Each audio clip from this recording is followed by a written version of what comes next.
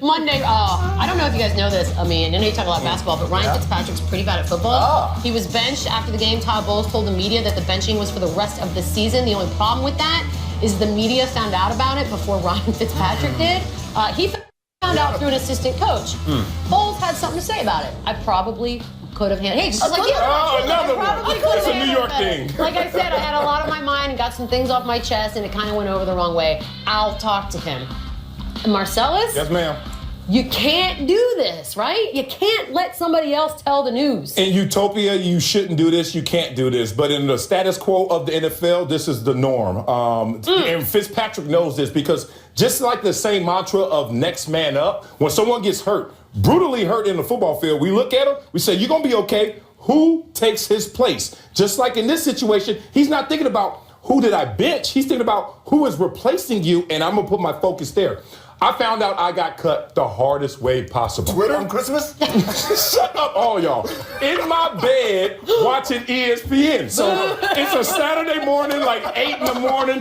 SportsCenter's on this loop, like it's always on this loop. And then I'm sitting there, my phone is blowing up like more than usual, like more than the norm. Okay. So finally I'm picking it up, and every message is like, man, it's going to be all right. Boop. Man, you're going to get them back. Boop. Man, forget them fools. You wait till next year. And I'm like, what's going on? And then on the bottom of the ticker, breaking news, Marcellus Wiley released from the Chargers. Not one phone call from the Chargers. That's how the game goes. Move on. Man. It's real. At least it wasn't your boo that rolled over and said, hey, baby, you've been cut. I know. When you said I was in bed on Saturday, I was like, oh man, your girl knew before you? Dang. But it's just such, I guess I'd like to think we're all more professional. No, they delegate the hard part. They always do it. He deserved it, man. He deserved to find out like that. He talking all that trash. All that trash. He was playing awfully, betting on himself and all that. Yeah, how's that bet going now? It's like this situation, right? You walk in and you see your bae in bed with someone else. Oh, God. Whoa, why are you doing this? Hold on, let me finish. Let me finish. You walk in, you find your bae in bed with somebody else, and then they go, well, you never call me back. There's no closure. You don't need closure when it's that bad. Yeah, well, you when ain't it's that lying bad, there. you should just know. Somebody saw Mary J. Blige last night. We did. And Somebody's I'm not angry gonna about shed it. no tear. Bad news. This show. 3 cheers. Y'all have lost your mind. Y'all lost it. Do you know I've been saying this guy's name wrong for my entire life? Please do it for me. Marcin Gortat. Yep. Oh, That's a hard chuck. Wow. Yep. Never knew that. Yep. Sorry, Marcin. Learn that as the host of NBA Countdown. Yes, you might want to catch us tonight. I like him. Is he still really good? Because he used to be really good, just not a good player. No, he was good, not really good. No, he can but he move. got that sweet He tattoo. can move, though. Yeah, he can move. He's got good footwork. Yeah, I like his Basketball. footwork. What happens? Oh, this footage is amazing. Man. Did they film their game on Vine? Is the gear R.I.P. the camera quality or the play? It's all of it. The whole game is in 6-second clips. So kicks nice. It's like one of those flip books that you do, your animated. Ghetto. That's not even good. Florida Duke. Oh. Hey, he's a good player, too. I was watching that game. That was like you saw. That ref said, I'm higher than you think. I have not moved, though. Man, he's real too. Maybe he was saying that. Yeah. I just like saying it. Good news. Athletically. Coming up, big guys making big plays. See? I just said big. Oh, there you go. We're all growing as people. Look at us. We're all maturing. This is the Emmy-nominated, Emmy Award-winning Sports Nation. Oscar Award-winning. Sports Nation is presented by Toyota. Let's go places.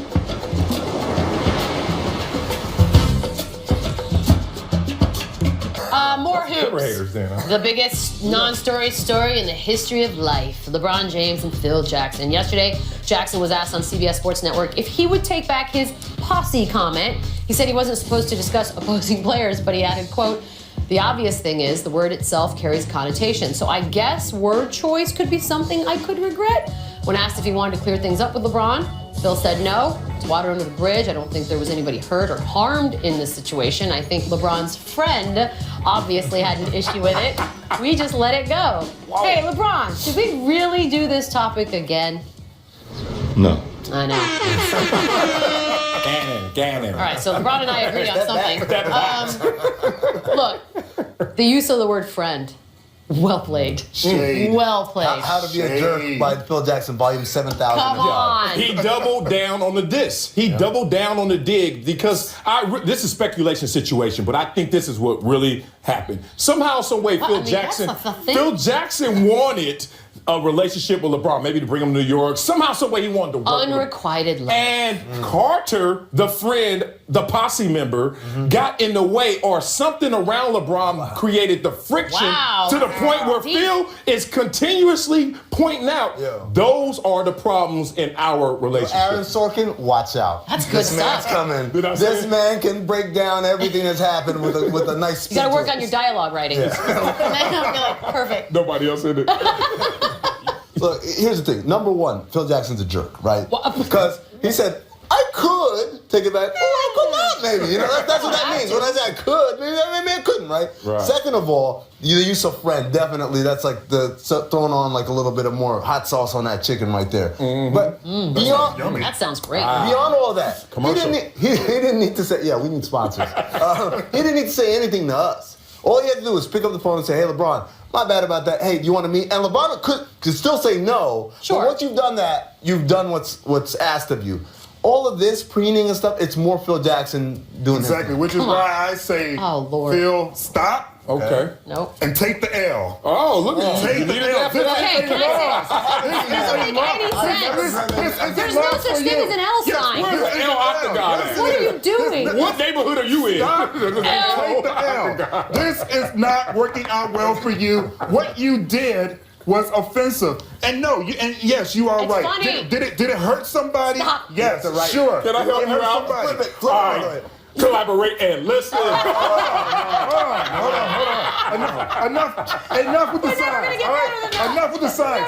But listen to the point. The point is, because there are a lot of people that see this kind of conflict and they kind of dismiss it. But this comes from the same sort of mentality in which you have a black athlete. I'll stop listening. Wait a minute. No, listen. Listen. You have an athlete who is naturally talented. You have a white athlete who is a gym rat who works hard. This is the same sort of mentality that Phil Jackson is showing. Wait a minute. Can No. That's what When you weren't paying attention. I broke it down. Let me speak for white people for 1 second. Go ahead. Yes, Speak please. for all the white people. In this particular case, could it not be as simple as, dare I say, a grown man, Phil Jackson, does not necessarily respect another grown man, Maverick Carter, because he is, in fact, a guy who was LeBron James' buddy, who's now part of this. You're saying Phil Jackson doesn't respect someone who got to greatness hanging on someone else's Right, coattails, could it be- like Phil Jackson? Could it be that simple? Maybe. You should respect him, right? Like, If that was the situation, that would be absolutely true. Because that's why I would call him But friend. actually, the story is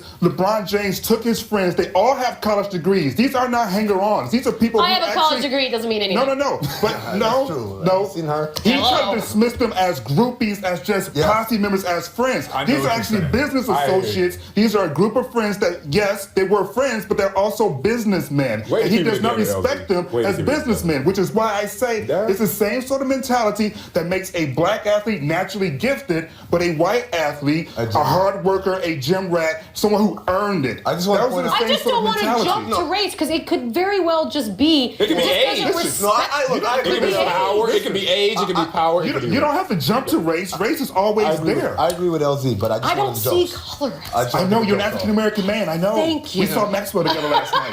Can we talk some football? We did. It was amazing. After another terrible start. Down off the tank we go. Waka, waka, waka, block 'em.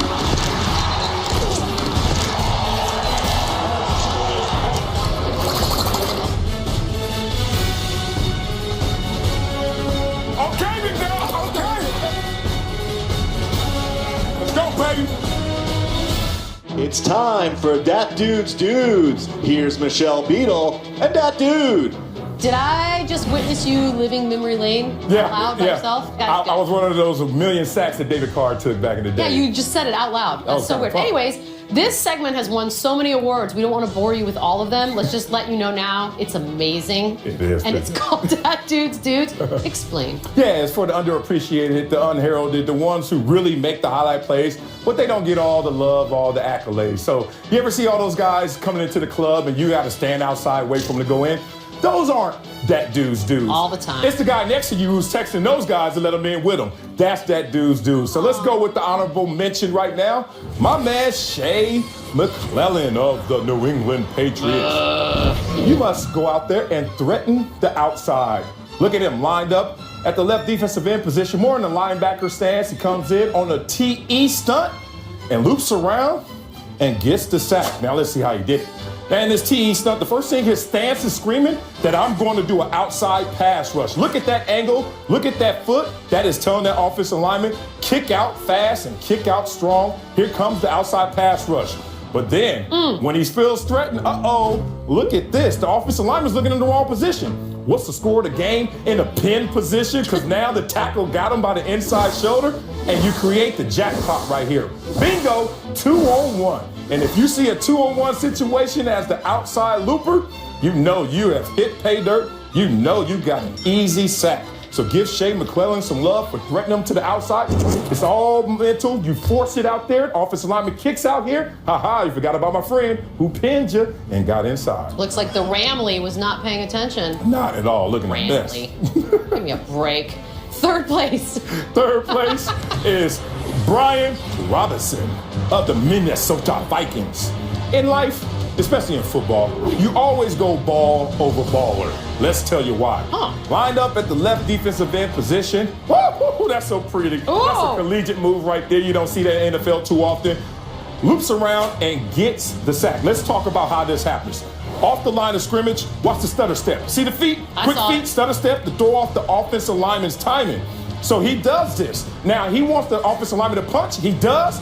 Now you hit him with the swipe move. Bruce Smith move right there. I used to try it all the time. Hurt my chest. Didn't really do too well. But Bruce used to kill it. But now you can see the offensive lineman in a bad position. One of those. Looking at his shoes. Offensive lineman is leaning. He hit him with the dead arm. Oh, man. Now, this is when you go for the ball over the baller. Listen, kids, this is a lesson. Don't try and get the sack. Get the sack force fumble. And that's what he did. Amazing play right there. I just learned something. You learned that right there. When you see it in that position, most guys want to go hit him and then hope the ball comes out. Attack that Why ball. hope when you can make it happen? You can make it happen. Big play right there. Brilliant. Second place? Let's go with Coney Ealy. Let's do it. I like Coney Ealy of the Carolina Panthers. Don't like the team as much this year, but you had a great play in this game, and we're going to point it out. You got to get skinny. And this is what Coney Ealy does on this play. Lined up. Oh, he goes around the corner. You can see him looping around. He had a lot of traffic in front of him. Let's see what he does. First thing he does off the line of scrimmage is chop that arm. You got to chop that wood. Get that hand off of you. And that's the first thing he does. And then he sees the chipper coming. And once you see that chipper coming, you know what's next. Yep. You got to put that corset on, girl. You got to get skinny. It's time to put it on and make sure you get skinny through that gap, skinny through that hole. And then he looks up. Oh, he's looking upfield, he's threatening upfield, but his hand is inside. That's the hump move Reggie White approves. Once you see that hand up inside, you know he's gonna throw that boy in that swimming pool. And that's exactly what he does. Reggie White is sitting there up high, smiling down on it. Tremendous play of setting him up for the hump move. You hang out with classy chicks wearing corsets and whatnot. The rest of us have Well, they look good when I'm out. Get in the house. There can only be one. Greatness. Yes. Who is it this week? And this guy has a big name in a big game. His name is Chris Long of the New England Patriots. They spinning. And you're going to see Chris Long hit him with the spin move right now. Oh, that is so bad. I love this. And Chris Long comes in off of a blitz knowing this happened. Now let's see how it happens. Arm position is the first thing he does. Look at that arm position. He's going to use that to propel him like a tornado. Oh, yeah. Now, why he does that, it's a spin cycle move. And watch this. All he needs is the tackle to engage him. And the tackle proposes, I will marry you. Now, once you engage me and I'm in a tornado, you're in trouble, brother. It's time to hook you with my right arm and spin, and I got him. And he knows right now, look, all he sees is rookie cookies. Jared Goff. Rookie cookies. It's time to eat. Chris Long caught him slipping on every level of that play and made an amazing one. Chris Long's had a nice life, but it just got a lot better, Chris. You are now the owner of this XXL Dat Dudes t-shirt. And we're going to steam it for him. We're not going to steam it. Now we don't have time. But we will send it to you. Can they help us? Oh, please help us on any level. Pop Warner, high school, college, pro. Send in your favorite clips of Dat Dudes. Hashtag Dat Dudes. This is sexy. We'll be back. With those heels, it goes all right. I mean, it's not bad.